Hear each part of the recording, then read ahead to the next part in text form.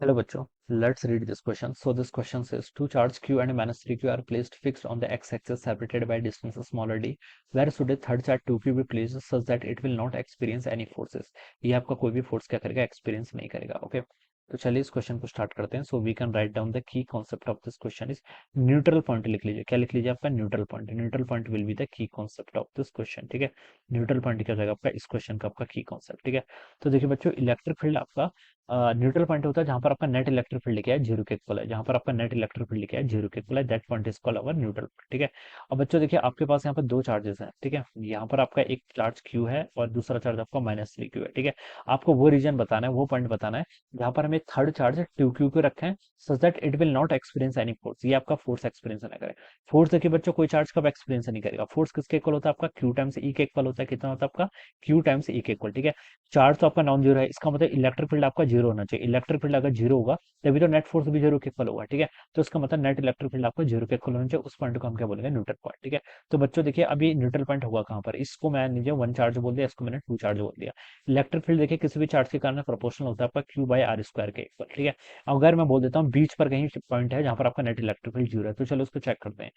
Plus Q charge के कारण electric field always away होता है. ठीक है, तो इस डायरेक्शन होगा.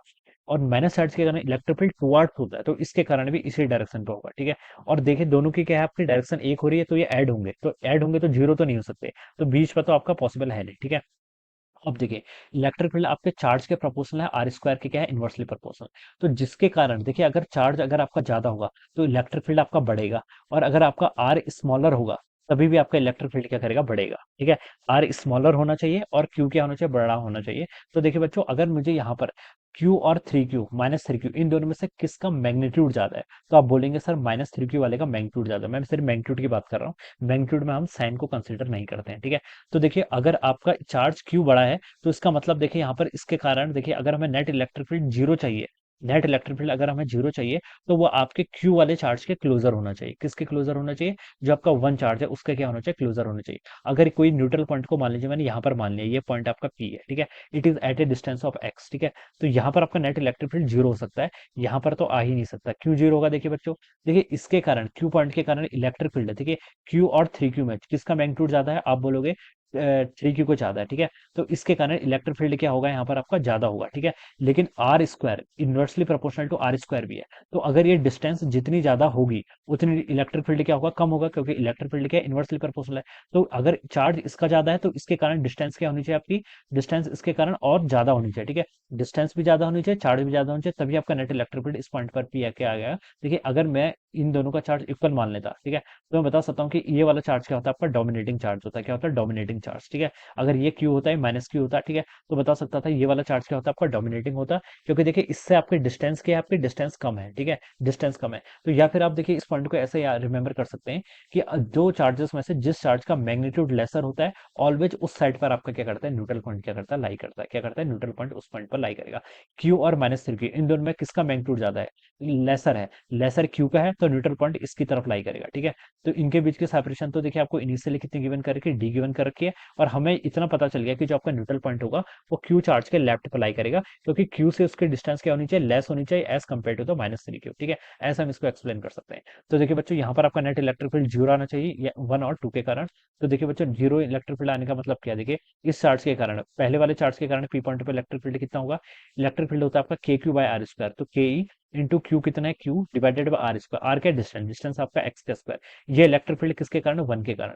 यही इलेक्ट्रिक फील्ड टू के कारण इलेक्ट्रिक फील्ड के इक्वल होना चाहिए. ठीक है, तो देखिए इस टू के कारण कितना इलेक्ट्रिक फील्ड होगा, सिर्फ मैग्नीट्यूड की बात कर रहा हूँ मैं. ठीक है, डायरेक्शन तो हमने ऑलरेडी कंसिडर कर लिया है, के into three Q divided by distance. Distance कितनी है आपकी, डी प्लस एक्स का होल स्क्वायर हो जाएगा. ये टर्म यहाँ से इतनी हो जाएगी.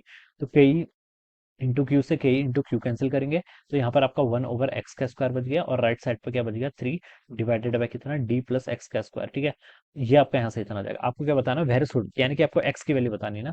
तो इसको आप देखिए ऐसे कर लीजिए, इसका one by under root of three कर लीजिए, और यहाँ पर कितना हो जाएगा आपका X divided by D plus X के इक्वल हो जाएगा. आपको एक्स चाहिए तो आप इस इक्वेशन को रिवर्स कर लो, रूट थ्री कितना हो जाएगा आपका D by x plus x, यानी कि आपका डी बाई एक्स प्लस आपका वन के इक्वल हो जाएगा. ठीक है, तो यहाँ से आपकी डी बाई एक्स की वैल्यू कितनी होगी, रूट थ्री माइनस वन के इक्वल होगी. ठीक है, और एक्स कितना आ जाएगा बच्चों, यहाँ से आपको, सॉरी आपको, हाँ आपको एक्स ही चाहिए, तो एक्स की वैल्यू जाएगी D divided by under root of three minus one के इक्वल. ठीक है, तो ऐसा तो कोई ऑप्शन नहीं गिवन कर रहा, तो आप उसको रैशनलाइज कर लीजिए। रैशनलाइज क्या होता है, √3 - 1 है यहाँ पर है, तो √3 + 1 और √3 + 1 से क्या कर लीजिए, ऐसे मल्टीप्लाई कर लीजिए।